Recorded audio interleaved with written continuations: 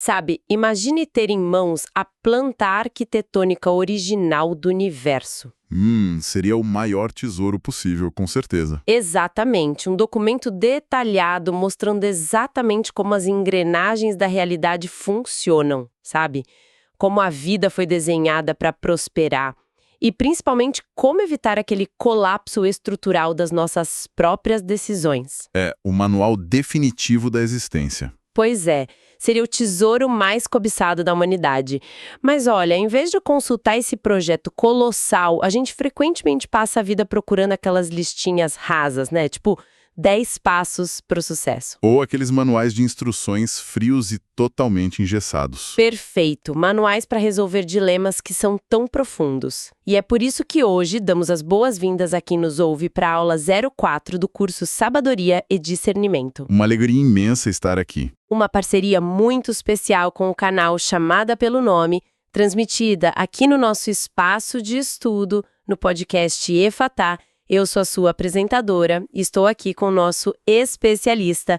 Nosso tom hoje, como sempre, é de profunda reverência e temor ao Senhor. Amém. Sempre buscando a direção de Deus por meio da sua palavra, né? Exato.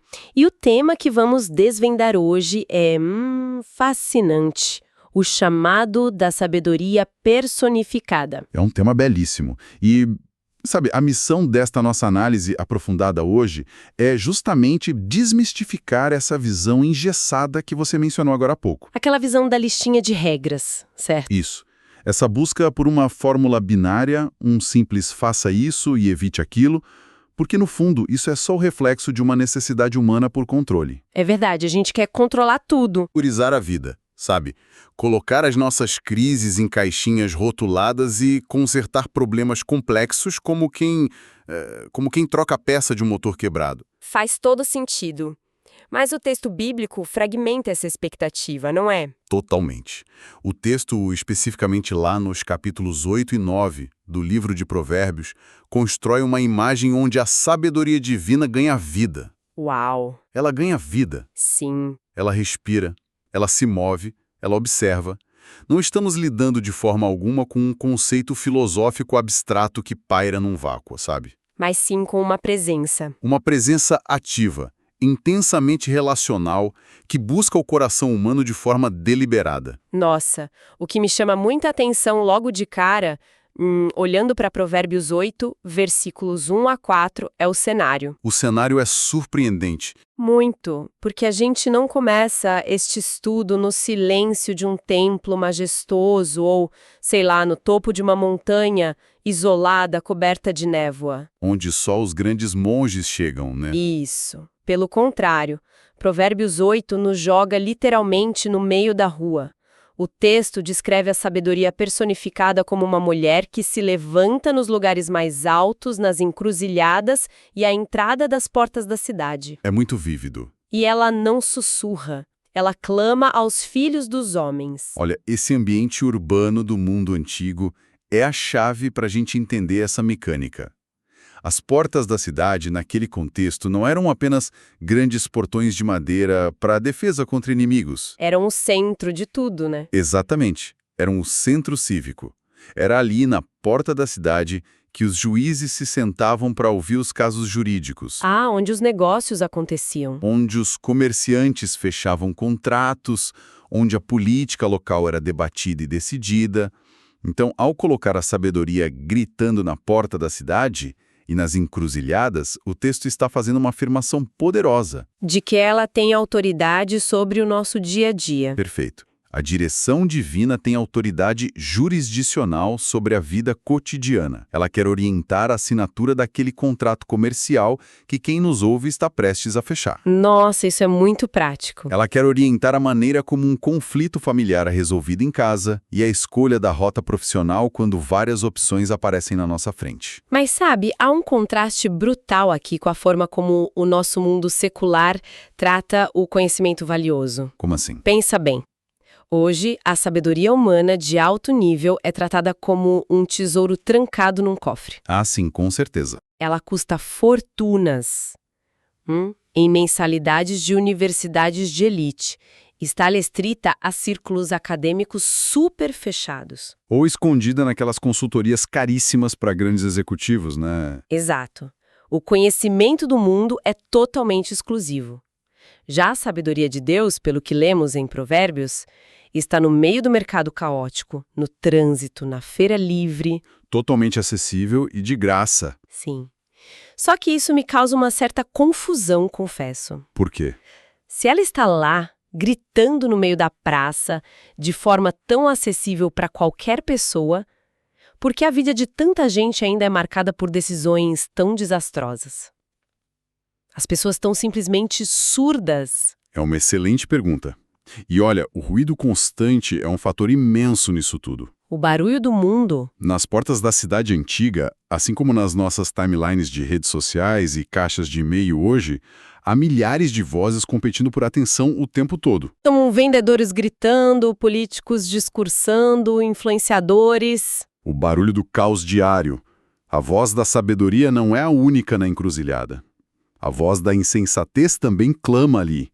E muitas vezes clama mais alto. O pecado costuma ser barulhento, né? Muito.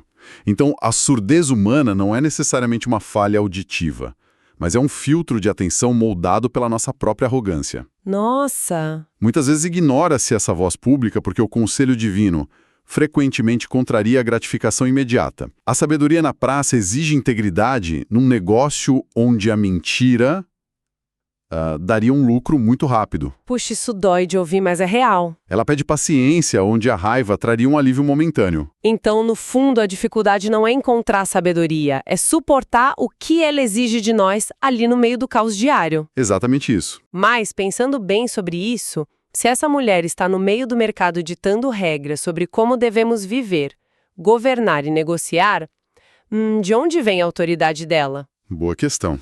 Porque, convenhamos, qualquer um pode subir num caixote ali na praça e começar a gritar conselhos, né?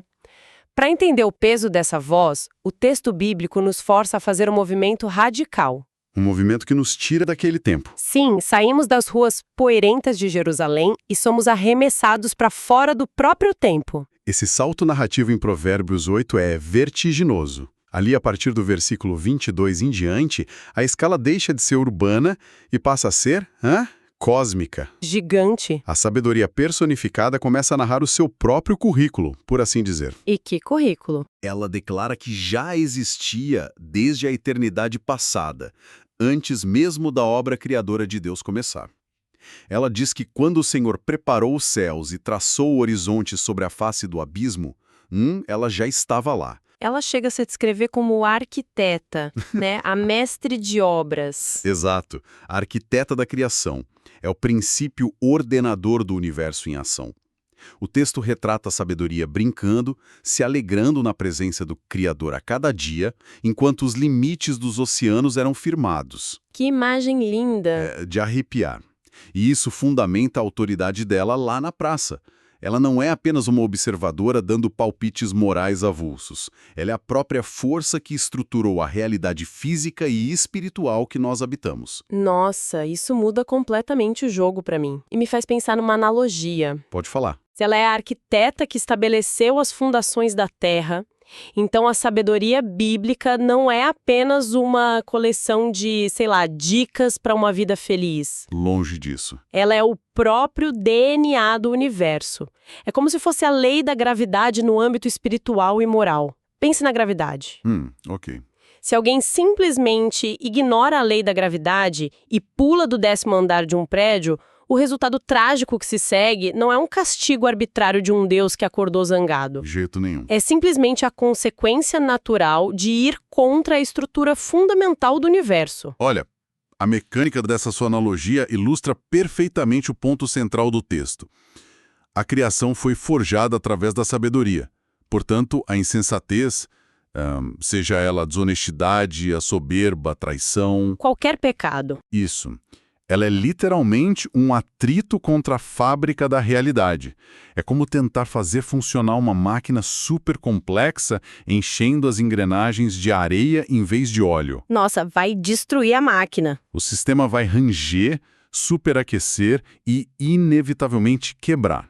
Quando a gente ignora os princípios de Deus em nossos relacionamentos ou nas nossas finanças, nós estamos tentando viver em um universo que simplesmente não existe. E aí a ruína é certa. A ruína natural que se segue ao colapso estrutural de quem decidiu construir fora da planta original. Sabe, a ironia profunda de tudo isso é que essa força cósmica imensurável que desenhou galáxias inteiras e estabeleceu a mecânica das marés, ela se importa. Ela se importa muito. Ela se importa com a forma como tratamos um funcionário no nosso trabalho, ou como a gente resolve uma briga boba em casa.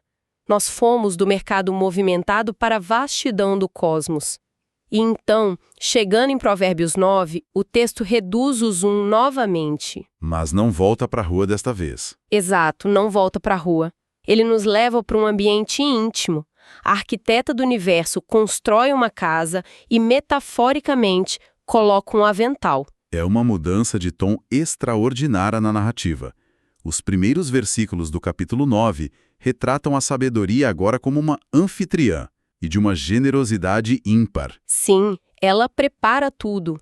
O texto nos diz que ela edificou a sua casa e lavrou as suas 7 colunas. E no Antigo Oriente Próximo, o número 7 não é por acaso. Representa a perfeição, não é? Perfeição, completude e estabilidade total. Uma casa com 7 colunas não é uma tenda frágil que pode ser derrubada pelos ventos fortes do deserto. É um refúgio. É uma fortaleza de paz e provisão constante em meio a esse mundo caótico que a gente vive. E ela não parou na arquitetura, né? A anfitriã preparou a carne, misturou o vinho e arrumou a mesa. Ou seja, o trabalho pesado já foi todo feito por ela. O detalhe do vinho misturado é muito revelador culturalmente. Naquela época, misturar o vinho significava adicionar especiarias para torná-lo ainda mais saboroso. Mais rico. Mais rico, mais inebriante no bom sentido da palavra. Mostra um cuidado extremo, sabe? Não é um fast food espiritual. Exatamente, não é uma refeição de emergência. É um banquete de honra que foi preparado com intenção, arte e muita abundância.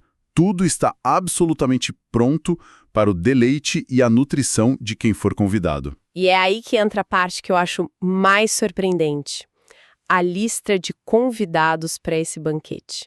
Essa lista quebra todos os paradigmas. Quebra mesmo, porque se estivéssemos falando de um banquete luxuoso na nossa sociedade hoje, quem receberia os convites? Os figurões de sempre. Os influenciadores, os bilionários, os formadores de opinião.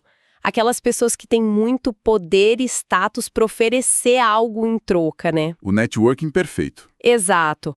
Mas a sabedoria no texto manda suas servas aos pontos mais altos da cidade para chamar quem?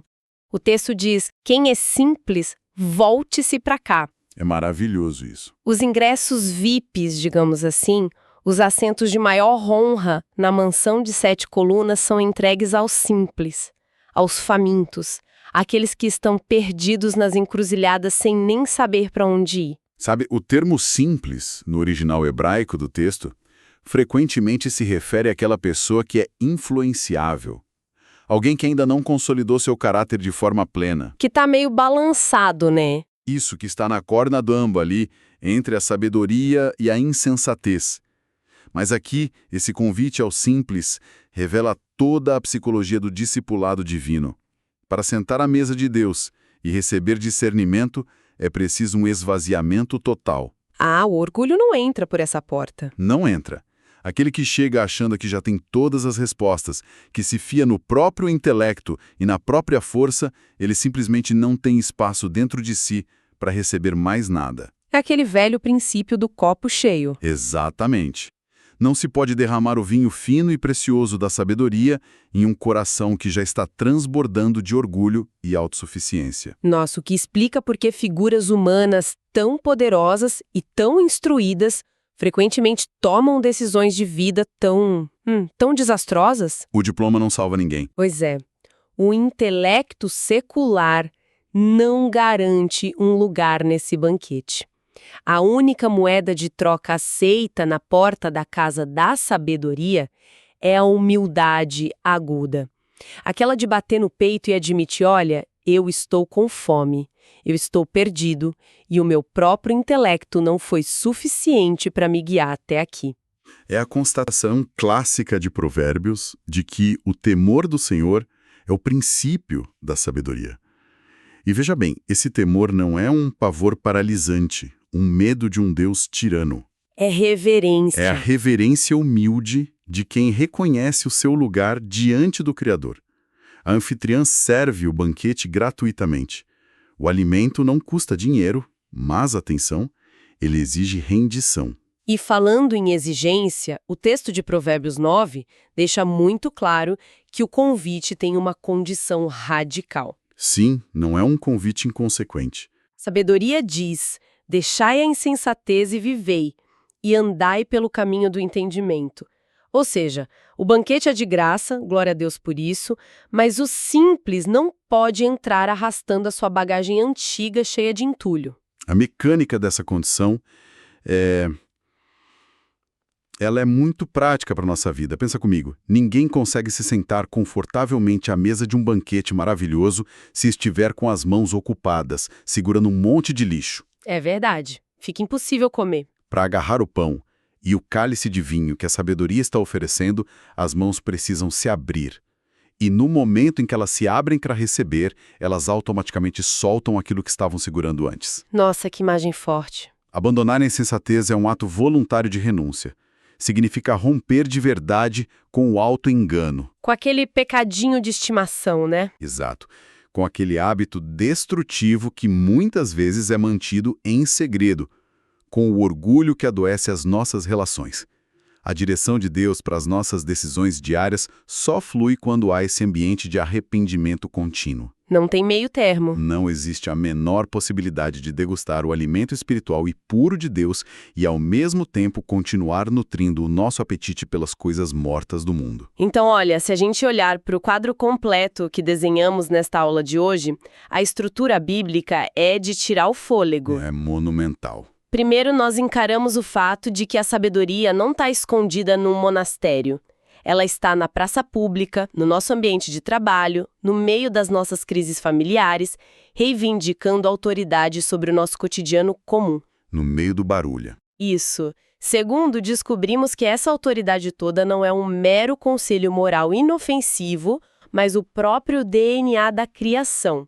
Viver sabiamente é, na prática, alinhar a nossa vida com a gravidade espiritual do universo. E não lutar contra ela. E, por fim, vemos que a arquiteta do cosmos desceu, construiu uma casa perfeitamente segura, preparou a mesa e está lá, mandando-nos chamar pelo nome para um banquete relacional profundo, exigindo apenas a nossa humildade e a nossa renúncia. Esse percurso todo revela, no fim das contas, a essência do coração de Deus para a humanidade. Ele não quer governar a nossa existência através de um manual de regras ditado à distância. Ele quer relacionamento, né? Ele quer comunhão. O ato de compartilhar uma refeição, na cultura bíblica, é a maior demonstração de intimidade e de aliança que existe. O discernimento e a clareza para a vida que a gente tanto busca não vem de um documento que lemos isoladamente, mas vem do alimento que nós compartilhamos à mesa com o próprio autor da vida. Lindo!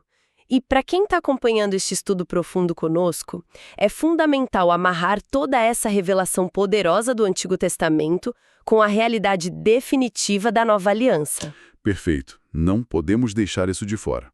Essa sabedoria personificada, essa mulher que clama na rua, essa arquiteta que estava lá antes do abismo existir, essa anfitriã generosa que oferece o pão e o vinho misturado, tudo isso não é apenas poesia hebraica. De jeito nenhum.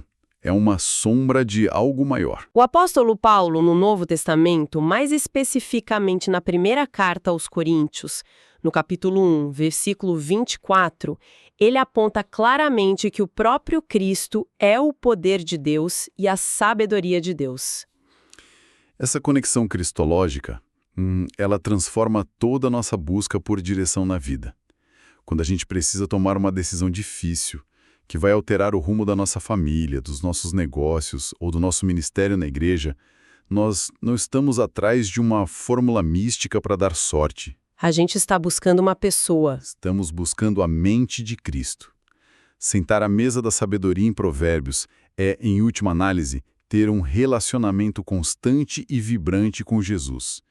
É a vida de Cristo operando em nós que nos concede aquela sensibilidade fina para distinguir entre o caminho da vida e a ilusão sedutora da insensatez. E pensar que o pão e o vinho que a sabedoria oferece no Antigo Testamento inevitavelmente apontam lá na frente para o sacrifício perfeito de Jesus? A verdadeira refeição espiritual, né? Sim, o sangue e o corpo que sustentam a humanidade de verdade. Sabe, no início desta nossa conversa de hoje, nós mencionamos como a nossa tendência humana é sempre desejar um checklist, um passo a passo infalível para a gente não errar e manter o controle. A velha mania de controle. Mas o que as escrituras nos entregam aqui é infinitamente superior a um papel com regras. Nós não recebemos uma folha impressa com instruções frias. Nós recebemos um convite pessoal gravado com sangue para habitarmos na segurança da casa de 7 colunas. E é um convite que exige uma resposta ativa e imediata de cada um de nós. O convite está sendo feito na encruzilhada da vida de cada pessoa que nos ouve hoje, agora. Exatamente por isso que, ao nos aproximarmos do encerramento desta nossa aula 04 do curso Sabedoria e Discernimento, e mais essa parceria frutífera com o canal Chamada pelo Nome, nós queremos que esse ensinamento saia apenas do nível intelectual. Ele precisa descer para o coração. Descer para a realidade diária de oração de cada pessoa que está nos acompanhando. Pense nisto, a casa de Deus já foi edificada com perfeição. O alimento já foi preparado, o vinho já foi misturado com zelo e amor, e o seu lugar à mesa já está lá, reservado gratuitamente pela maravilhosa graça do Senhor. Tudo já está pronto. Mas lembre-se daquela condição inegociável que vimos. Para que as nossas mãos possam segurar esse cálice, elas precisam largar a bagagem da insensatez. É o momento de soltar o peso. Então, qual é a insensatez silenciosa na sua vida? Qual é aquele hábito mundano, aquele orgulho escondido que ninguém vê, ou aquele ressentimento persistente que precisa ser deixado do lado de fora da porta hoje mesmo? Para que se possa entrar e participar plenamente deste banquete divino. É uma pergunta que confronta a todos nós, todos os dias. Que o Espírito Santo traga luz e discernimento a cada coração diante dessa pergunta tão crucial, enquanto meditamos e nos rendemos às Sagradas Escrituras em oração. Que assim seja. A graça e a paz do Senhor Jesus sejam com todos que nos acompanham. Até o nosso próximo estudo.